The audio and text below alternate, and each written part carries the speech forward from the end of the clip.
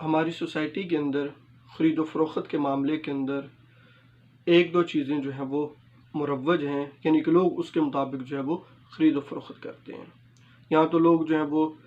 نقد چیزیں خریدتے ہیں، یا چیزیں جو ہیں وہ ادھار خریدتے ہیں اور ایک مقررہ وقت کے بعد جو ہے وہ ان کو رقم ادا کر دیتے ہیں۔ یا ہماری معاشرے کے اندر ایک طریقہ یہ بھی ہے کہ ہم رقم ادھار لیتے ہیں، پیسے ادھار لیتے ہیں،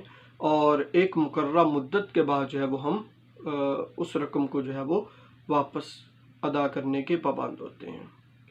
یہ رقم ادھار لینا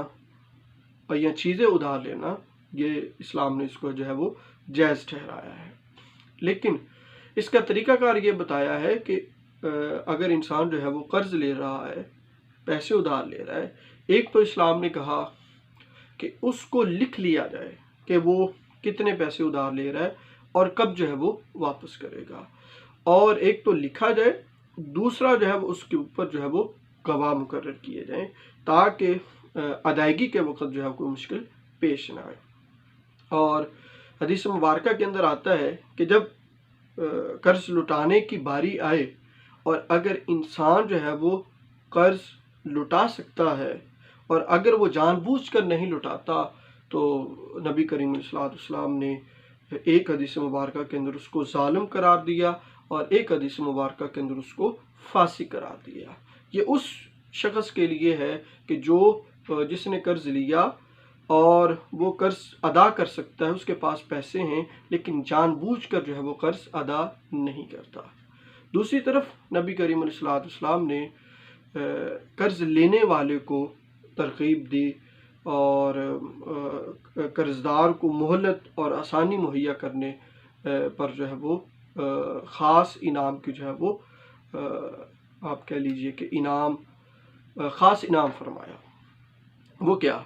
نبی کریم علیہ الصلوۃ والسلام نے فرمایا کہ جب انسان کسی کو قرض دیتا ہے،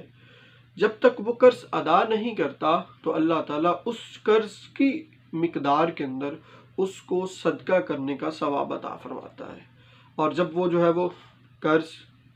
ادائیگی کا وقت آ جاتا ہے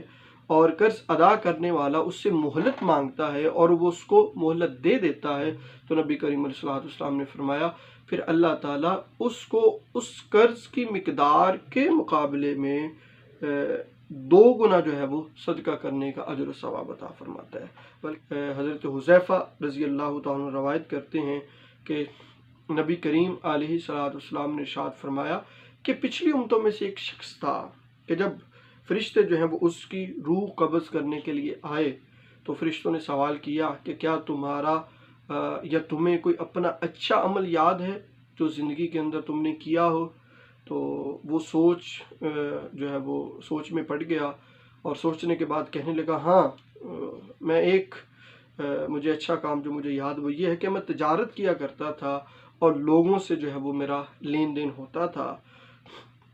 تو جب میں نے کسی سے پیسے لینے ہوتے تو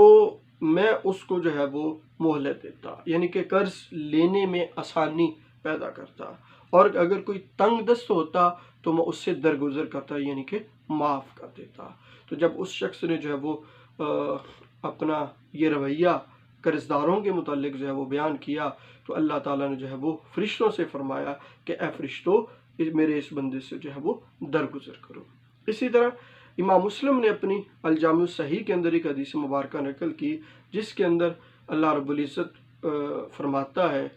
اس بندے کو کہ جو غریبوں کو، تنگ دستوں کو معافی کرتا رہا، قرض کے اندر معافی دیتا رہا یا ان کو مہلت دیتا رہا کہ جب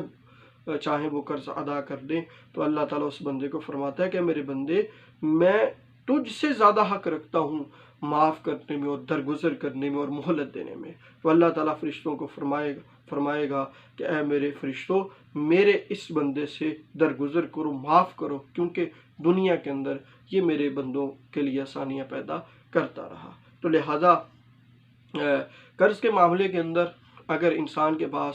پیسے ہیں اور اگر اس نے کسی سے قرض لینا ہے تو اس کے لیے جو ہے وہ آسانی والا جو ہے وہ معاملہ کیا جائے اور اس کو اس وقت تک مہلت دی جائے جب تک جو ہے وہ آسانی سے قرض ادا کر دے۔ تو حدیث مبارکہ کے اندر بھی ہے، اور نبی کریم علیہ السلام نے بھی ارشاد فرمایا کہ لوگوں کے لیے جو ہے وہ آسانیاں پیدا کرو، اللہ تعالیٰ جو ہے وہ تمہارے لیے آسانیاں پیدا فرمائے گا۔